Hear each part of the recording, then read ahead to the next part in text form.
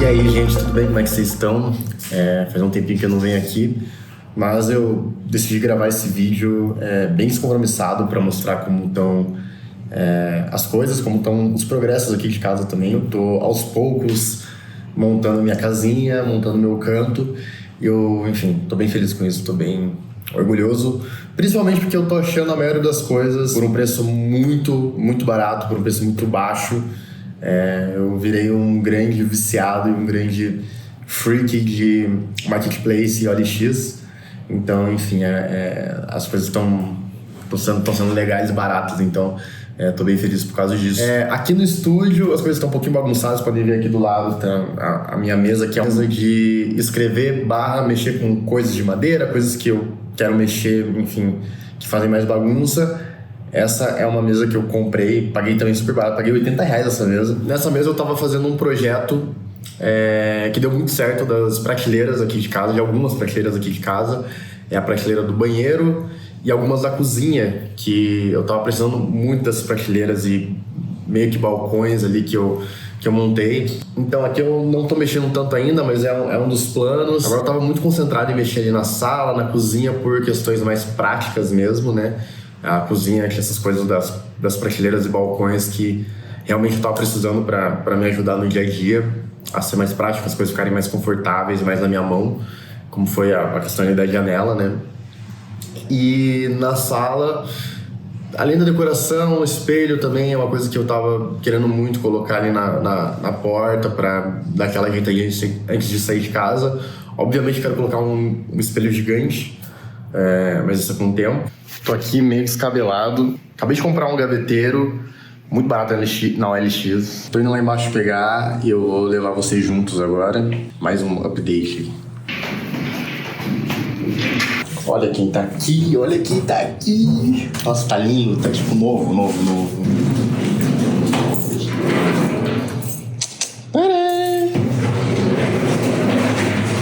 Cara, isso é um dos maiores updates da vida, porque eu sempre sonhei em ter um gaveteiro, mas é isso, chegou finalmente. Fazer muito bom uso, tem as gavetas que eu vou usar muito, preciso muito de gaveta. Filmei nada hoje, mas foi 10 km, não lembro quanto de pace, mas foi massa, foi bom. Agora eu tenho que trabalhar, muita coisa pra fazer, almoçar depois, agora são 11 e pouco. E é isso. Esse trabalho que eu tô fazendo agora é pré-gringa. Eu tenho que concentrar aqui, fazer as coisas. Ainda tá meio bagunçado aí no escritório. E esse é um diretor bem legal, que eu tô bem feliz de estar trabalhando com ele, apesar de ser uma diária muito rápida. Mas é isso, vou concentrar aqui agora, tentar mostrar aqui como é que eu trabalho, mas é basicamente eu sentado na frente do computador, então não tem muita novidade.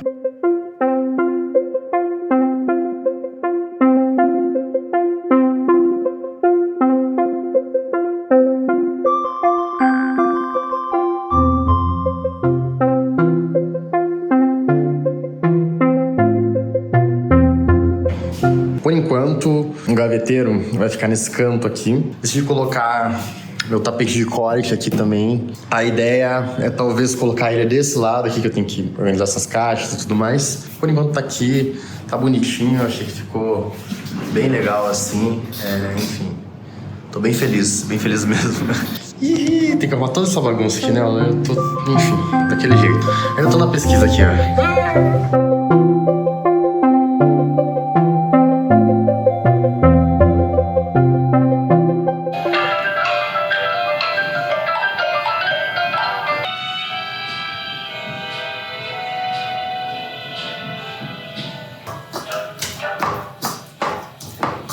Notícias sobre o novo Prêmio Nobel de Literatura.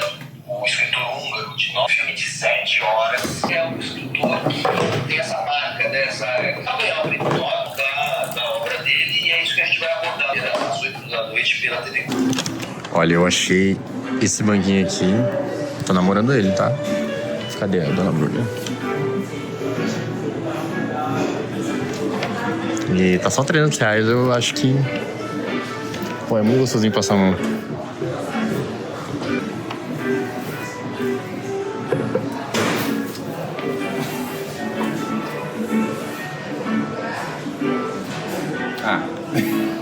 Gostei. Pô, pode...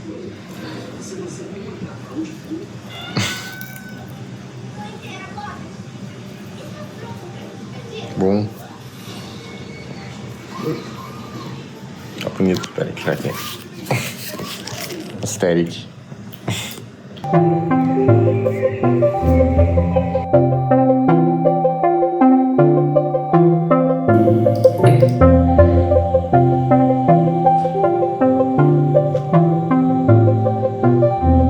E para quem é novo aqui no canal, e até para alguns amigos meus que me acompanham, mas a gente acaba não se falando por algum tempo, ainda mais depois que eu me mudei, né, de Curitiba. Eu tenho trabalhado como um assistente criativo e visual research, fazendo pesquisa para audiovisual, né, para publicidade, para filmes publicitários. E tem sido uma jornada muito doida, assim, e muito legal também, porque eu tenho conhecido muita gente maneira, muita gente que eu já admirava há muitos anos, tem me chamado para trabalhar junto. E eu tenho trabalhado junto com esse grande amigo meu, que é o Tejada, que é um diretor muito incrível. E ao mesmo tempo tenho trabalhado com esses diretores incríveis que eu sempre acompanhei, sempre fui fã. Para explicar um pouquinho sobre como funciona o meu trabalho, eu tenho que explicar o que acontece antes de eu entrar nesses trabalhos, né, de eu entrar em cena. As agências, elas representam as marcas, né, elas fazem toda a comunicação das marcas, todas as campanhas dessas marcas. E essas agências, elas mandam esses roteiros, né, os decks, os briefings, para algumas produtoras, e essas produtoras escolhem os diretores ali, né, de acordo com o estilo do briefing e tudo mais, para montar um documento que se chama tratamento. O tratamento, basicamente, é um documento onde o diretor vai, em cima daquele roteiro, em cima daquela ideia, montar qual que vai ser a visão dele em cima desse filme, né, que vai fazer parte dessa campanha. E é nessa hora que eu entro com o meu trabalho de pesquisa e assistência criativa. Então, para alguns diretores, eles precisam de referências para aquelas ideias que eles pensaram, precisam até que a gente ajude, às vezes, com texto, alguns pesquisadores até fazem o layout. Então, resumindo, a gente vai atrás dessas referências que os diretores precisam para mostrar a visão deles em cima daquele roteiro, daquele briefing que a agência precisa mostrar para a marca. E como a agência manda para algumas produtoras, existe uma concorrência, né, entre essas produtoras e esses diretores. E aí, teoricamente, o melhor tratamento ali, a melhor visão acaba ganhando. Claro que tem muitos fatores que levam um tratamento a ser aprovado, como o orçamento, a data, tem várias coisas que entram nesse jogo. E a gente tem até agora uma associação dos diretores de cena que estão ajudando as agências, produtoras, os diretores a entenderem mais sobre esses fatores que fazem um tratamento ser aprovado para cada vez mais melhorar ali, né, deixar melhor o processo para todo mundo. Como eu estava falando, eu entro nessa parte de pesquisar as referências, então eu vou em vários sites ali como o Vimeo e até o YouTube procurar referências que tenham a ver com a visão que o diretor propôs, enfim, com as referências, movimento de câmera, fotografia, casting, né? Quem são as pessoas que vão aparecer, como que elas podem ser, música, cenas, ideias de movimento de câmera e tudo mais. Assim. E essa função de pesquisar referências a gente chama na indústria de visual research, que basicamente é uma pessoa que vai procurar essas referências, que é o que eu faço. E junto dessa pesquisa, desse visual research, eu também ajudo a organizar a pasta, eu ajudo com ideias, eu ajudo com texto, eu ajudo com layout, apesar de eu ser um tipo de assistente criativo que não faz layout, porque eu não sou bom na parte de design, eu realmente já tentei algumas vezes. Fiz muito curso de Photoshop, Illustrator e tudo mais, mas não é o meu forte, então a gente até acaba chamando alguém especializado nisso, né? Um layouter, um designer para ajudar a gente a desenvolver. E isso me ajuda também a entregar os tratamentos num prazo mais rápido, né? Como hoje em dia na publicidade as coisas são muito rápidas.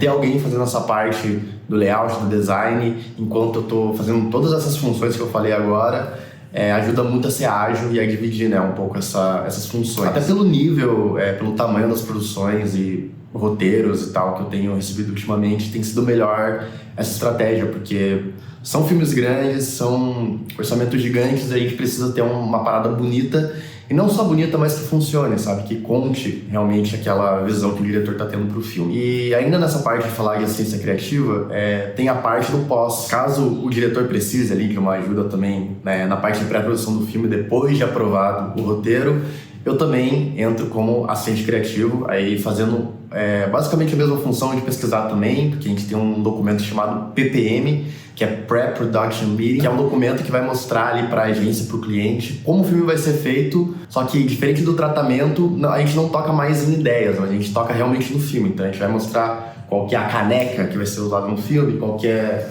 o notebook que vai ser usado no filme. Então é uma parte realmente mais tintim por tintim do que vai ser o filme, sabe? Todos os elementos que vão fazer o filme ser feito de fato para serem aprovados, serem, enfim, discutidos ali com a agência e cliente. E nessa parte da PPM, eu também entro como assistente criativo, não só na pesquisa dessas coisas, dessas referências, né? Mas também eu ajudo no Scout, né, a achar essas locações, né, no Location Scouting, no Tech Scouting. Eu ajudo com o processo de escolher o cast, né, escolher as pessoas que vão aparecer no filme, o elenco, né. E ajudo também em todos os pormenores ali que o diretor e também a produção, a produtora vão precisar para fazer o filme ser feito. E no dia da filmagem eu também vou acompanhar, e aí abre a oportunidade para, se caso o filme precise, eu fazer uma segunda unidade, fazer uma unidade digital, que é uma unidade que vai capturar os vídeos, né, que vão para a rede social especificamente.